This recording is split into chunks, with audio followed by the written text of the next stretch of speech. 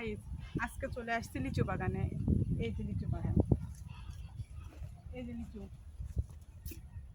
চলে কে দিল পিরিতের বেড়া লিচুর বাগানে। এটা আমাদের লিচু বাগান। এই যে আমাদের গাছে এবার কত লিচু ধরছে, দেখছেন? অনেক লিচু ধরছে। আমাদের লিচু বাগানের যে ভিউ, ছাড়লে ফর ইউ। দেখো লিচু বাগান ঘুরে ঘুরে। ওই গাছটাও লিচু অনেক আসছে।